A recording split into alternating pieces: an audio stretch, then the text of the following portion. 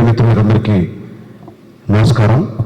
నేను గొంగళ్ళ రంజిత్ కుమార్, తెలంగాణ రాష్ట్ర సేన నాయకులు. ముఖ్యంగా నిన్నటి ఆవిర్భావ సభకు తెలంగాణ జిల్లాల నుంచి నలుదిక్కుల వైపు నుంచి వేలాదిగా తరలించినటువంటి కార్యకర్తలకు, కవితమ్మ గారి అభిమానులకు అందరికీ కూడా పేరు పేరున ధన్యవాదాలు తెలియజేసుకుంటూ, అట్లాగే ఆయా జిల్లాల లోపల అందరూ కూడా టీవీలో వీక్షించి ఆశీస్సులు అందించేటువంటి ప్రతి ఒక్కరికి, తెలంగాణ ప్రజలకు, మరియు ముఖ్యంగా నిన్నటి ఆవిర్భావ సభను తెలంగాణ రాష్ట్రం మొత్తానికి అట్లాగే దేశం మొత్తానికి చూపించినటువంటి మీడియా మిత్రులకు అందరికీ కూడా పేరు పేరున ధన్యవాదాలు, నమస్కారాలు తెలియజేసుకుంటున్నాను. ఈరోజు నిన్న ఒక్కసారి పార్టీ ప్రకటించగానే బీఆర్ఎస్ పార్టీ ఒక్కసారి ఉలిక్కిపడ్డది. మేమే అసలైనటువంటి, మేమే ఒరిజినల్ టీఆర్ఎస్ అని చెప్పేసి మాట్లాడుతూ ఉన్నారు. ఈ సందర్భంగా ఎవరైతే సోషల్ మీడియాలో అవగాహన లేకుండా మాట్లాడుతున్నారో వాళ్ళందరికీ ఒక విషయం చెప్పదలుచుకున్నాం.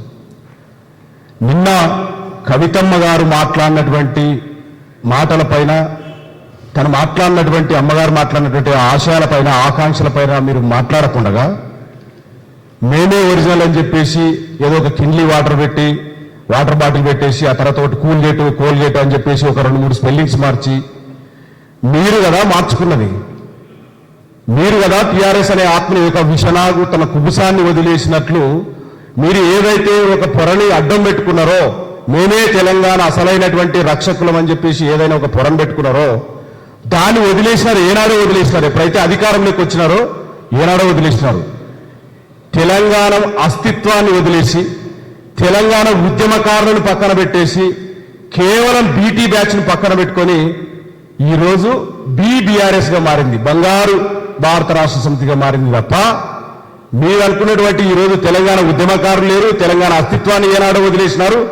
మొదటి నుండి తెలంగాణ అస్తిత్వాన్ని కాపాడుతూ, మీకు విషయం తెలుసో తెలియదో, పార్లమెంట్ ఎన్నికల లోపల మహబూబ్ నగర్ నుంచి కేసీఆర్ గారు పోటీ చేసినప్పుడు కవితమ్మ గారే లేకపోతే మీ ఆదినాయకుడు ఎవరైతే ఉన్నారో గెలవడానికి అసలు ఆస్కారమే లేని సమయంలో కవితమ్మ గారు అక్కడ ఉండి ఊరూర వాడవాడ తిరిగి ఆయన గెలుపులో ప్రధానమైనటువంటి పాత్ర పోషించిన విషయం మీకు తెలుసో లేదో ఒకసారి తెలుసుకునండి. సోషల్ మీడియాలో ముఖ్యంగా కొంతమంది పిల్లబచ్చాలు, పిల్లకాయకులు వాగుతున్నారు కొంతమంది. మీకు వాస్తవం ఒకటి ఈసారి చెప్పదలుచుకున్నాను. మీకు ఇక్కడ కేసీఆర్ గారు ఇక్కడ దీక్ష చేస్తుంటే సోనియా గాంధీ గారి అపాయింట్మెంట్ లభించకపోతే ఆస్కార్ ఫెర్నాండెస్ గారి ద్వారా అపాయింట్మెంట్ ఇప్పించింది ఎవరో ఒకసారి మీ ఆదినాయకులను ఒకసారి అడిగి తెలుసుకోండి అని సందర్భంగా తెలియజేస్తా ఉన్నాను. కవితమ్మ గారు తెలంగాణ అస్తిత్వాన్ని, తెలంగాణ ఆకాంక్షలను మొదటి నుంచి కూడా భుజాన వేసుకొని అనేక పోరాటాలు చేస్తూ ముందుకు వస్తున్నటువంటి సందర్భంలో తెలంగాణ రాష్ట్ర ప్రజల ఆకాంక్ష మేరకు తెలంగాణ రాష్ట్రం ఏర్పడి 12 సంవత్సరాలు కావస్తున్నా ఇప్పటికీ కూడా ఏ ఆశయం కోసమైతే తెలంగాణ రాష్ట్రం ఏర్పడ్డదో ఆ ఆశయాలు నెరవేరలేదనే ఉద్దేశంతో తెలంగాణ ఆత్మను పురగోసుకొని ఈరోజు ముందుకెళ్తున్నటువంటి క్రమంలో నిన్న పార్టీ ప్రకటించగానే ఒక్కసారి మీ అందరికీ స్ట్రోక్ వచ్చేటువంటి పరిస్థితి ఉన్నది. ఒక్కసారి ఉలికిపడినటువంటి పరిస్థితి ఉన్నది.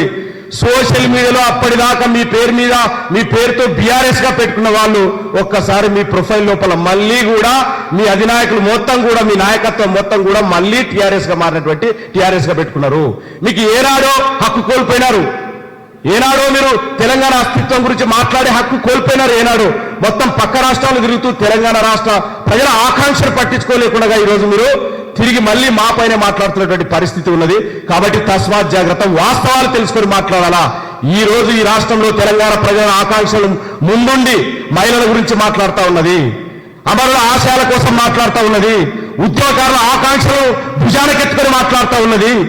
ఈ రోజు ఎక్కడ ఏ ఉద్యమం జరిగినా, ఎక్కడ ప్రజలు ఇబ్బందులు పడుతున్నా, వెలుగుమట్ల లాంటి బాధితులు కావచ్చు, నాగర్ కర్నూలు లాంటి బాధితులు కావచ్చు, ఎక్కడ పోయినా కూడా బాధితుల పక్షాన ప్రశ్నించే గొంతుగా ఈ రోజు తెలంగాణ రాష్ట్రంలో ఎవరైనా ఉన్నారంటే అది కేవలం తెలంగాణ రాష్ట్ర సేన నాయకురాలు కవితమ్మ గారు తప్ప ఇంకెవరు కాదనే విషయాన్ని ఈ సందర్భంగా మీకు గుర్తు చేస్తా ఉన్నాను.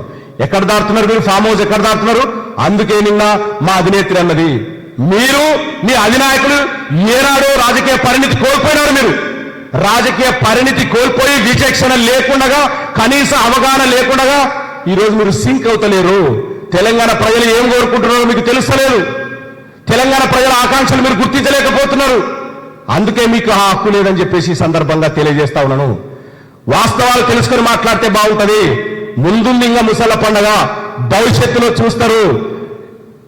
దెబ్బతిన్న పులి ఏ రకంగా అయితే గర్జిస్తుందో రాబోయే రోజుల్లో దెబ్బతిన్న పులి, ఒక పులి 2 అడుగులు వెనక్కేస్తే 3 అడుగులు ముందుకు దూకడానికే మీరు త్వరలో, అత్యంత త్వరలో మీరందరూ తెలుసుకుంటారు.